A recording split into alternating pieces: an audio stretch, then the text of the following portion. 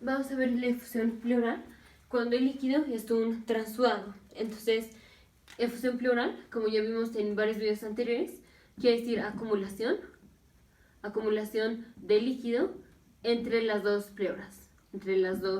pleuras. Y transudado quiere decir que ese líquido que se acumula tiene bajas concentraciones de proteína. Bajas concentraciones nos referimos a menos de 2.5 gramos por decilitro. Entonces, rápidamente vamos a poner, aquí está el tracto respiratorio, aquí está la tráquea, el bronquio primario izquierdo, bronquio primario derecho. Aquí vamos a poner el pulmón, aquí está el pulmón, y vamos a poner las pleuras. Entonces, esta es la pleura visceral, que es la que está pegada al pulmón, y luego viene la pleura parietal, que está pegada a la pleura visceral. Esta es la pleura visceral y esta es la pleura parietal.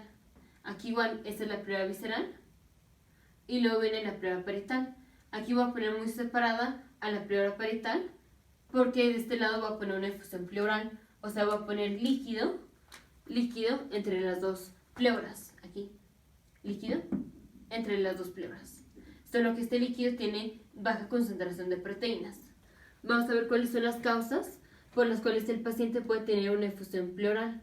Esto es que el paciente tenga un aumento de la presión hidrostática,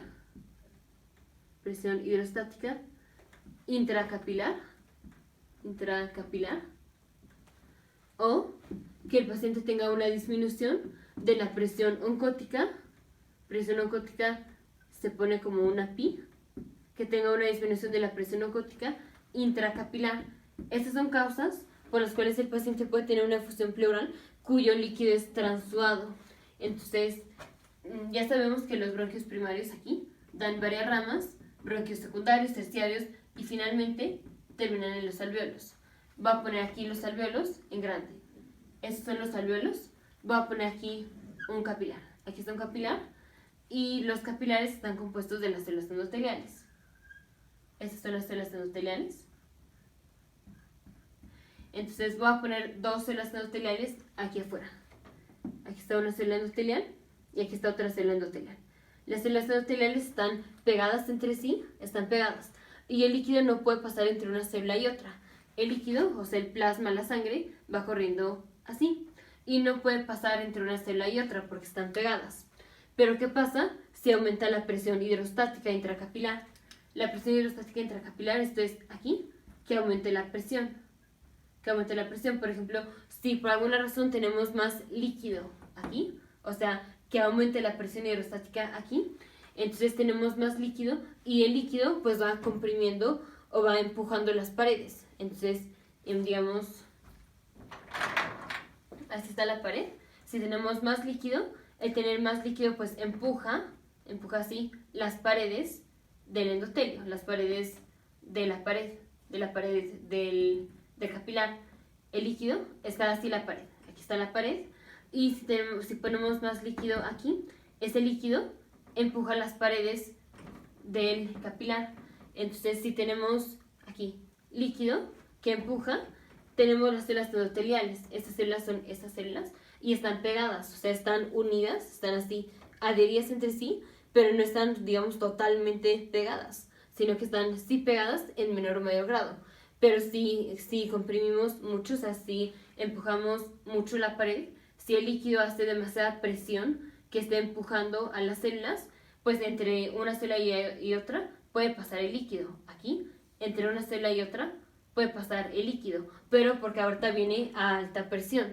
Para una persona normal, la presión que tenemos aquí no es suficiente para que al empujar el endotelio pase el líquido entre una célula endotelial y otra.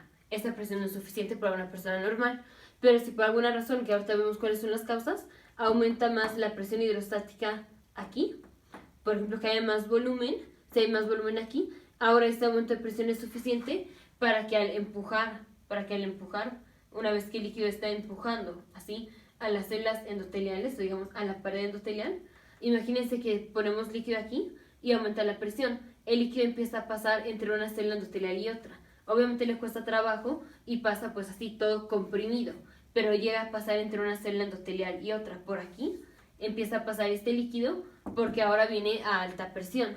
Entonces vamos a tener líquido que pase así. El líquido va a pasar así, entre una célula y otra, así, entre una célula endotelial y otra. Y entonces vamos a tener aquí líquido aquí. Entre una pleura y otra vamos a tener líquido, o sea, el plasma. Solo que aquí es muy difícil que pase el líquido y llega a pasar de aquí a acá, pero pues todo comprimido, o sea, le cuesta mucho trabajo pasar. Y si por aquí casi ni cabe el líquido, tiene que pasar a una alta presión para poder pasar de aquí a acá, pues una célula no cabe por ahí. Aquí tenemos las células endoteliales están pegadas y de ninguna manera puede pasar entre una célula y otra una célula. Aquí tenemos, por ejemplo, un neutrófilo y este neutrófilo no pasa entre una célula endotelial y otra. Por más presión que hay aquí, no importa qué tan alta sea la presión, una célula, como es un neutrófilo, no va a poder pasar entre una célula endotelial y otra. Aquí no puede pasar entre una célula endotelial y otra, que es distinto al caso que vimos del exudado, en donde ahí había daño al endotelio. Aquí no hay daño al endotelio, aquí no hay daño al endotelio. Aquí hay un aumento de la presión aquí, y si aumenta la presión aquí, el líquido, pues a presión, entra o pasa entre una célula y otra. Pero la célula, por más presión que haya, como es suficientemente grande, no alcanza a pasar entre una célula endotelial y otra. Entonces vamos a tener, si podemos aspirar este líquido que viene de aquí, de que se chorreó el plasma del capilar, si podemos aspirar este líquido, encontraremos líquido que contiene bajas concentraciones de proteína, pues porque nada más puede pasar el líquido, no está pasando la proteína, ni las células, ni nada, solo está pasando literal agua. Entonces, proteínas bajas y también vamos a tener pocas células. No van a haber células, las células no pueden pasar, entonces vamos a tener pocas células. Si vemos, digamos, macroscópicamente este líquido, el líquido se va a ver claro, literal se va a ver como agua, se ve como claro. Entonces, ¿cuáles son las causas por las cuales puede aumentar la presión aquí? Puede aumentar la presión hidrostática. Esto es que el paciente tenga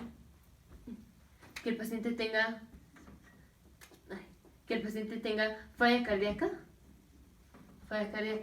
Ya en otro video vimos por qué. Porque la falla cardíaca aumenta la presión hidrostática. O que el paciente, por alguna razón, sea la que sea, esté reteniendo sodio. Recordemos que si se retiene el sodio, ¿a dónde va sodio? Va el agua. Si retenemos sodio, retenemos líquido. Y si retenemos líquido, aumenta la presión en los capilares. Estas son causas de presión hidrostática intracapilar aumentada. Vamos a ver causas de presión oncótica disminuida. La presión oncótica, la presión oncótica es la presión que ejercen las moléculas que atrae al agua. Aquí tenemos proteínas, aquí hay proteínas, y esas proteínas ejercen una fuerza que es atraen al agua, o sea, hacen que el agua se quede pues cerca o digamos alrededor de esas moléculas. La presión oncótica impide que el líquido se desplace, impide que el líquido se salga, porque la presión oncótica es las proteínas mantienen al agua cerca de ellas.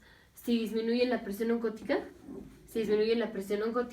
tenemos menos proteínas. Por alguna razón sea la que sea, si disminuye la presión oncótica es porque tenemos menos proteínas.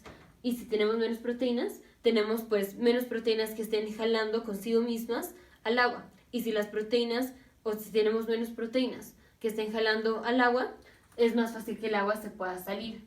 Es más fácil que el agua, o sea el plasma, se chorree entre una célula endotelial y otra, porque estamos teniendo menos proteínas que jalan al agua. Si disminuye la presión oncótica, tenemos menos proteínas que jalan al agua o al plasma.